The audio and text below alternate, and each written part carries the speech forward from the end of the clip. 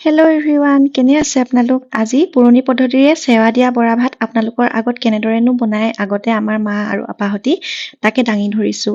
ভিডিঅ'টো শেষলৈকে চাব। আৰু মই ভিডিঅ'ত দেখুওৱাৰ দৰে এনেধৰণে আপাই কলগছৰ বাকলি আনি তাৰ একেবাৰে চুচি লৈছে আৰু এনেদৰে চুচি মাজত এনেদৰে চাৰিচুকীয়াকে বাট এটা উলিয়াই ল'ব, যাতে ইয়াৰ ওপৰত খৰাহীখন দিব পাৰি। আমিতো সদায় গেছতে বনাই খাই আহিছোঁ, কিন্তু এনেদৰে জুইশালতনো আমাৰ মা আৰু আপাহঁতি কেনেদৰে বনাইছিলে তাকে আপোনালোকৰ আগত দাঙি ধৰিছোঁ। আৰু এইখিনি কাটি হয় জুইকুৰা জ্বলাই পিনিয়ে চৰুটোত একেবাৰে পানী উতলাই দিছে। আৰু এইফালে মই চাউলখিনি লৈ আনিছোঁ। আপাই এয়া চাউলখিনি একেবাৰে পানীৰ পৰা টুকি এইখিনি ভালদৰে ধোৱা ইতিমধ্যে হৈ গ'ল। ধুই আনিছিলোঁ, আগতীয়াকৈ তিয়াই থৈ দিয়া আছিলে।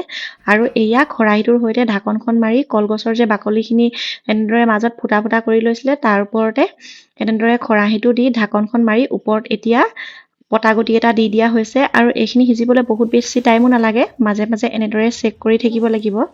সকলোৱেতো বনাব জানেই, এয়া মাত্ৰ পুৰণি পদ্ধতিৰে আমাৰ মা আৰু আপাহঁতি কেনেদৰে বনাইছিলে তাৰে এটা চমু ভিডিঅ' আপোনালোকৰ আগত দাঙি ধৰিলোঁ। আৰু ইতিমধ্যে কথা পাতি থাকোঁতে অলপমান সময়ৰ পিছতে এইখিনি এতিয়া হৈয়ে গ'ল। পিছে ইয়াৰ লগত খাবলৈ হাঁহ মাংস আজি নাই, সেইটো কাৰণে কুকুৰা মাংসৰ লগতে খাই দিছোঁ।